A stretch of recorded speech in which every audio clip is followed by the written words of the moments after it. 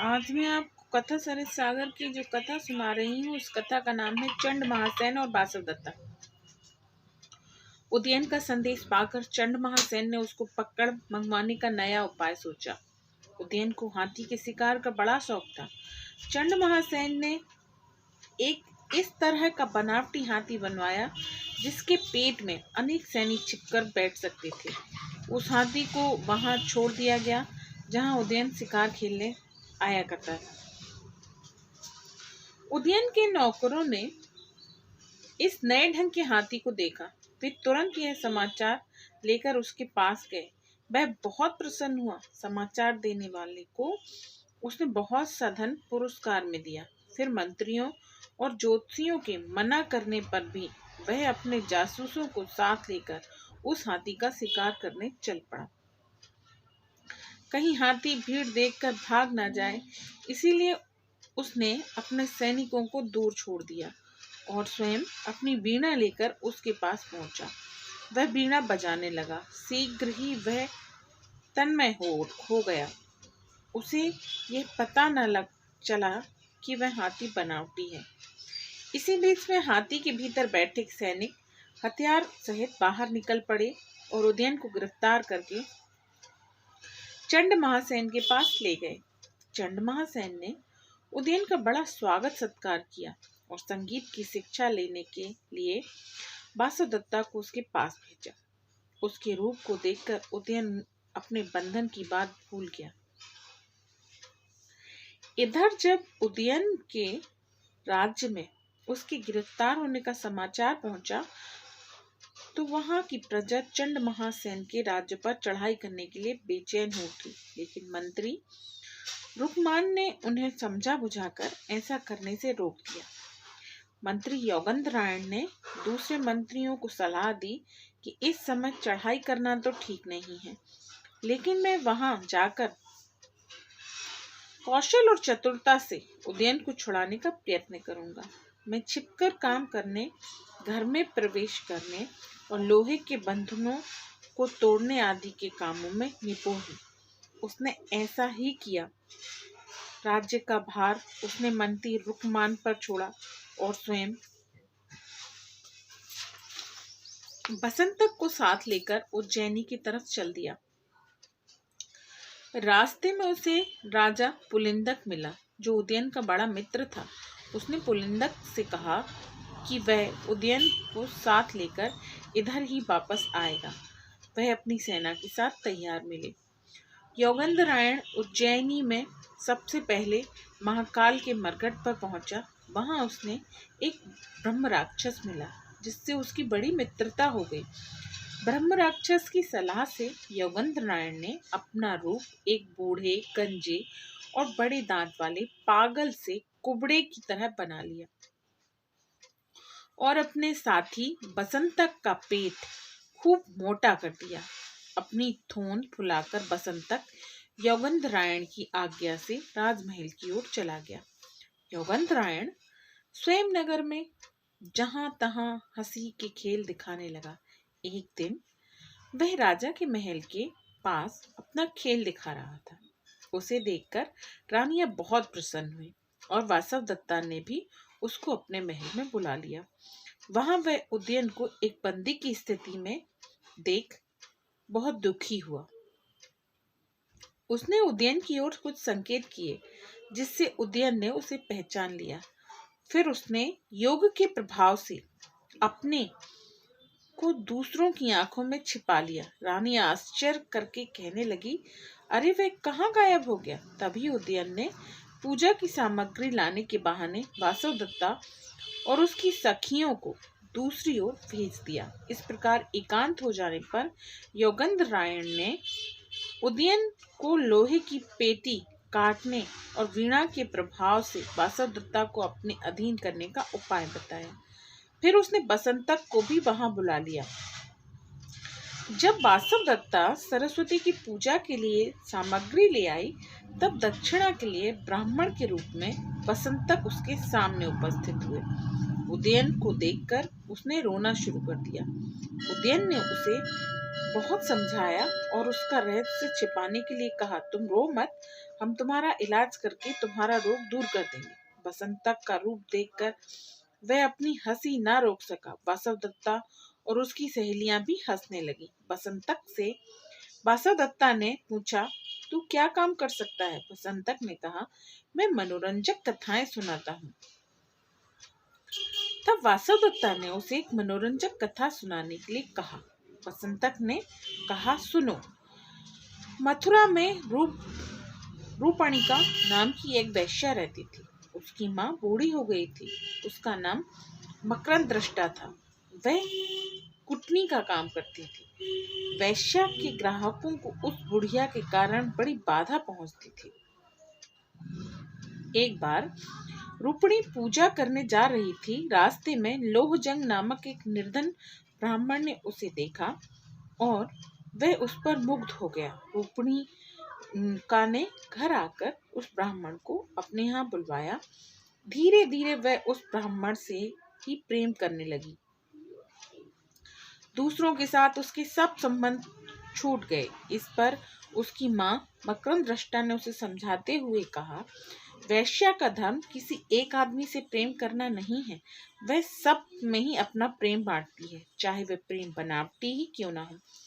और आदमी से तो वैश्या की बात भी नहीं करनी चाहिए, और गरीब आदमी से तो वैश्या को बात भी नहीं करनी चाहिए।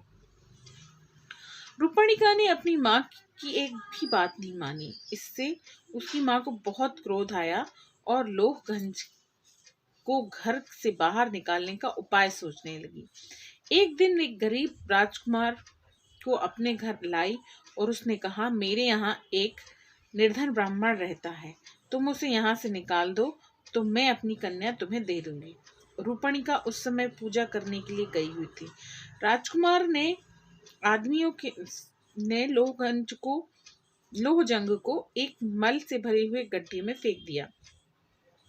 बेचारा गरीब ब्राह्मण किसी तरह उसमें से निकला और आत्महत्या की बात सोचने लगा। रास्ते में उसे एक हाथी की लाश दिखाई दी।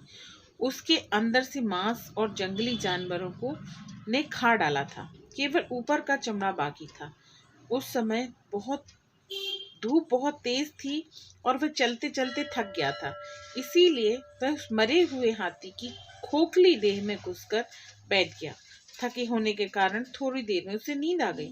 कुछ देर बाद पानी बरसने लगा और हाथी की देह में वह चमड़ा भीगकर सिकुड़ने से वह छेद द्वार बंद हो गया।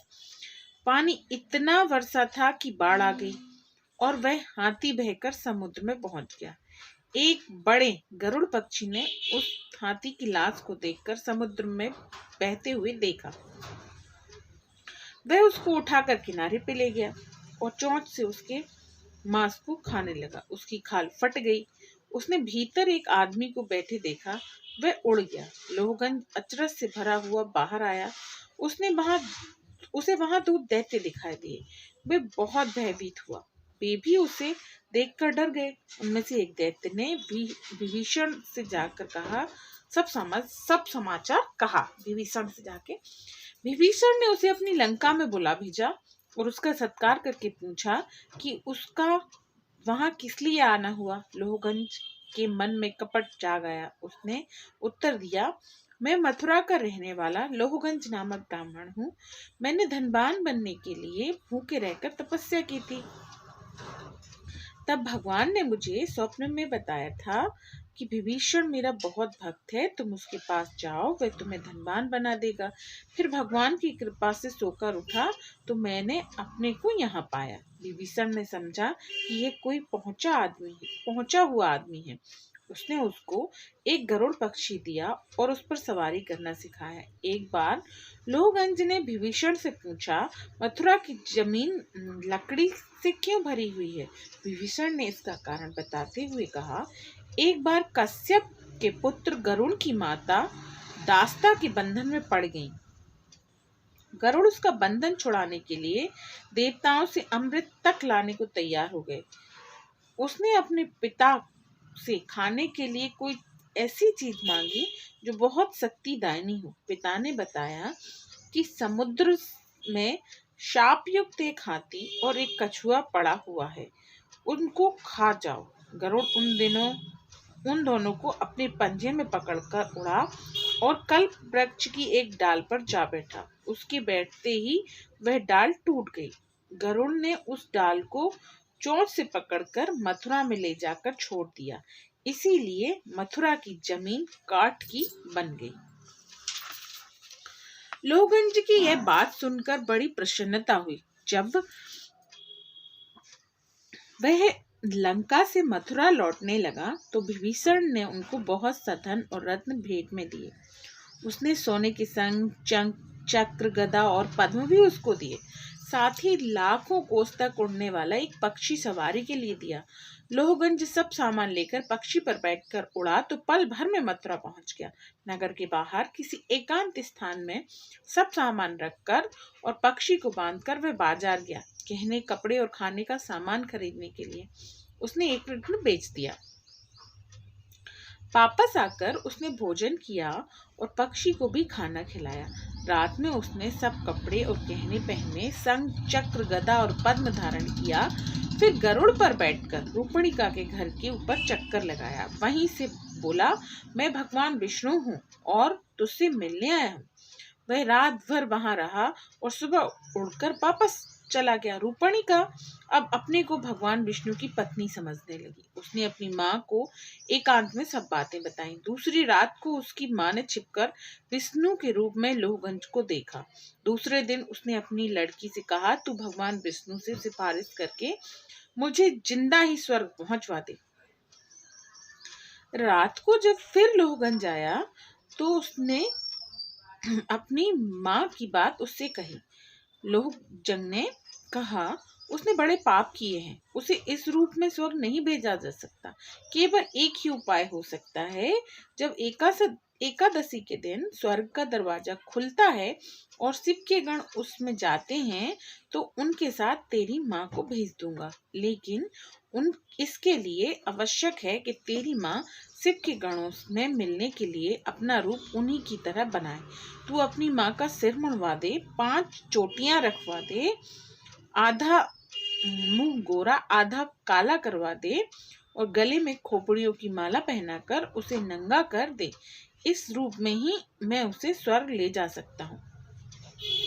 रूपणिका ने अपनी माँ का वैसा ही रूप बना दिया। लोहगंज अपने साथ पक्षी पर बैठाकर उसे एक मंदिर के ऊपर ले गया। उस मंदिर के ऊपर लंबे खंबे के ऊपर एक चक्र लगा हुआ था। बुढ़िया को वह चक्र पकड़वा कर वह स्वयं वापस चला गया। जब रात में लोग मंदिर में पूजा और जागरण के लिए इकट्ठे हुए तो लोहजंग पक्षी पर बैठकर आकाश में उड़ गया और वहां जाकर आकाशवाणी की, हे मथुरावासियों, अब तुम्हारे ऊपर महामारी का कोप होने वाला है। इससे बचने का एक रूप ही उपाय है, तुम लोग भगवान विष्णु की प्रार्थना करो। ये लोग डर के मारे भगवान की प्रार्थना करने लगे। लोहजंग भी अपने असली रूप में भीड़ में शामिल हो गया। उधर चक्र के सहारे बैठी हुई बुढ़िया सोचने लगी, भगवान विष्णु ने मुझे अभी तक स्वर्ग क्यों नहीं पहुंचाया। जब वह ज्यादा देर तक चक्र के सहारे ना बैठ सकी तो चिल्लाने लगी, हाय मैं गिरी। लोग समझे कि वह गिरने वाली महामारी है। उन्होंने प्रार्थना की, देवी यहाँ मत गिरो। इसी तरह रात बीत गई और सवेरा हुआ। तब लोगों ने उस बुढ़िया को पहचान लिया। उनको उसकी इस दशा पर बड़ी हंसी आई। अपनी माँ का यह हाल सुनकर रूपणिका भी आ गई। उसने उसे खंबे के नीचे उतरवाया। जब उन्हें सब बातों का पता चला तो उन्होंने समझा कि यह काम किसी सिद्ध ने किया है। तब राजा और प्रजा सबने कहा, सबको ठगने वाली इस बुढ़िया को जिसने ठगा है उससे डरना नहीं चाहिए और सबके सामने प्रकट हो जाना चाहिए। इस समय लोहजंग सबके सामने आया और सारा हाल सबको बताया। उसने अपने संग चक्र, गदा और पद्म राजा को भेंट कर दिए। वह रूपणिका के साथ सुखपूर्वक रहने लगा। वसुंतक की यह मनोरंजक कथा सुनने के बाद वासुदत्ता उदयन के प्रति और आकर्षित हो गई। परिणाम स्वरूप बंधन में रहते हुए भी उदयन सुखपूर्वक रहने लगा। Okay, bye.